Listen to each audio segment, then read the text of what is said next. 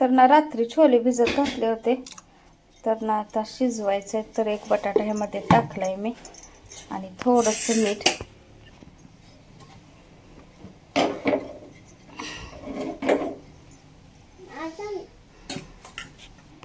Cooker लावलाय आता. तर ना 4 शिट्ट्या करून हे शिजले बरं का. तर एकदम गाळ पण नाही आणि शिजले असं, आणि बटाटा पण एक शिजलाय. तर तो कुच करून टाकायचा आहे. तर छोले थोडे कमीच होते ना, तर म्हटलं बटाटा तसं मी नेहमीच टाकते, कमी असो न जादा असो, पण थोडंसं ना दाटसरपणा येतो म्हणून. आणि इथं केलंय वाटण असं तयार. तर ना थोडंसं ना वाळलेला कांदा होता, तो कांदा आणि खोबरं लसूण असं केलंय. कोथिंबीर असते तर छान दिसलं असतं हिरवं असं मस्त. कोथिंबीर संपली पण. तर तेल आता चांगलं टाकले. तेलामध्ये जिरे मोहरी आणि वाटण टाकायचं. आणि इतकं वारं सुटलंय ना, जरा गॅस बारीक केला की विजायला लागलाय. वाटण ना सगळं नाही टाकणार, थोडं तिखट टाकले.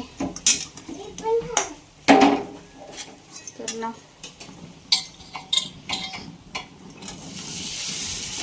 बटाटा ना अगोदर टाकलं, थोडं म्हणलं परतू द्यायचं.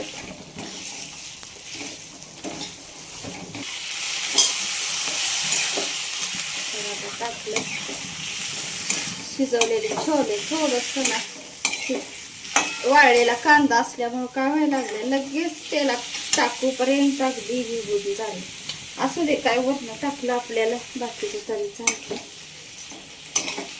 त्यामध्ये पाणी पण टाकायचं आहे. तर छोले, थोडी धने पावडर आणि थोडासा गरम मसाला. तर ना छोले जे शिजवलेलं पाणी आहे ते काय टाकून द्यायचं नाही आपल्याला, का तर छोले स्वच्छ धुवून नंतर पाणी टाकलं होतं ना, त्यामुळे पाणी आणि ही छोले असंच टाकणार आहे त्याने.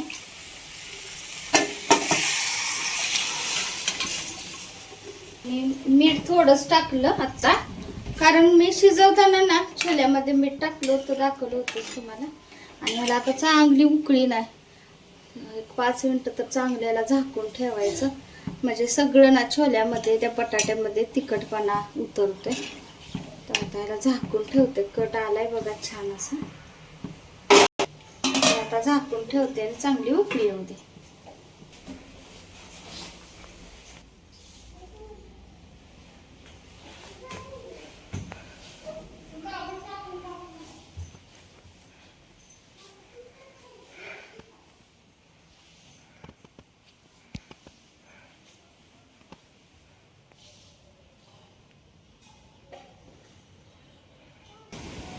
बेडशीट वगैरे कपडे आज दिसलत, वारं बघा किती सुटले.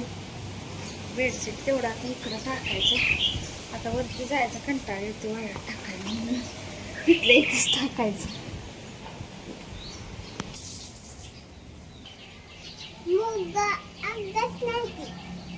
मोगरा नाही, बिटकुळे तिथं तिथं बिटकुळे.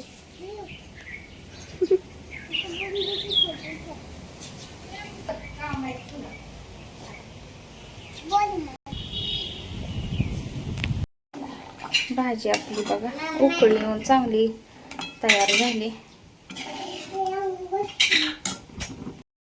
इथं चालत चपात्या आता करायच्या.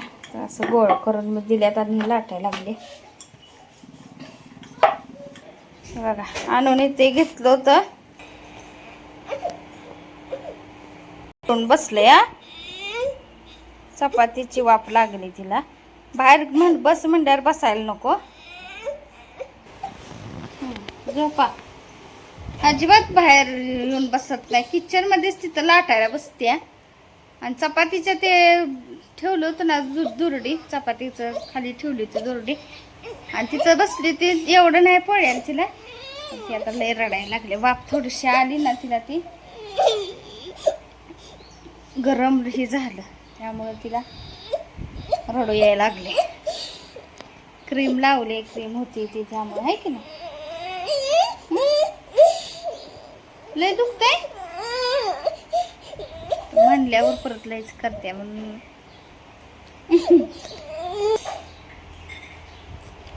तनू लागले चपात्या करायला. तनूच करत होती चपात्या, मी गोळे करून दिले होते आणि म्हटलं भाजी झाली, भात पण केला होता, कणिक मळली आणि गोळे करून तरी मीच करणार होते. ती म्हणली मी करते थांब म्हणून.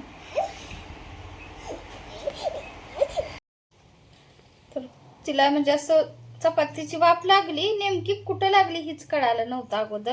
का तर पोळ्या पोळ्या कसं होते ती काय सांगा ना, म्हणून इथून सगळं असं लावलं होतं.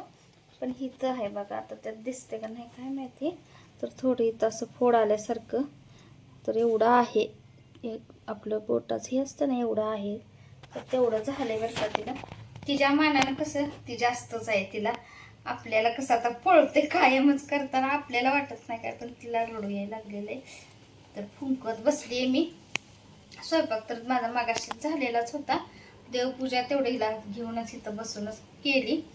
आणि आज देव पण स्वच्छ सगळे करायचे होते, तर अक्षूनं मग दिले करून मला. आणि आता पूजा केली आणि बसले तिला घेऊनच. आणि पूजा होईपर्यंत तनूनं तिला चपाती पण चारली. चपातीने तिच्यासाठी दुसरी भाजी बिना तिखटाची रोज आता भाजी आजारी पडल्यास चालू आहे ना करायची, ती केली होती भाजी तिला. तर चारलं आणि एवढं असं पडलंय बाळाला माझ्या. थांबली तू कायच आता? नाही थांबलं. बरं, तर आता तर छोटासा फ्लॉवर पॉट असा डेकोरेट केलाय अक्षूनं. तर छोटं होतं ना, मोर पिस्ते घालून अशी फुलं ठेवलेत. तर थोडी थोडी मातीची अशी ही भांडी होती. तर ह्यातला असं हांडा पण एक आहे ना, ठेवलाय माहिती आता. इकडं तिकडं पसारा आमचं, त्यामुळं कुठं वस्तू गेल्यात. तर ती परवा हिला सापडले वाटतं, कधी सापडले ना, कुठं तर डब्यात ठेवलेलं असेल नाही तर कुठंतरी. तरी ना आपलं छान डेकोरेट केले तर छान वाटते. पण काही राहत नाहीत असल्या वस्तू. आणूकडनं तर पडतेच, नाही तर आमच्याकडनं तर पडते आणि खराब होऊन जाते.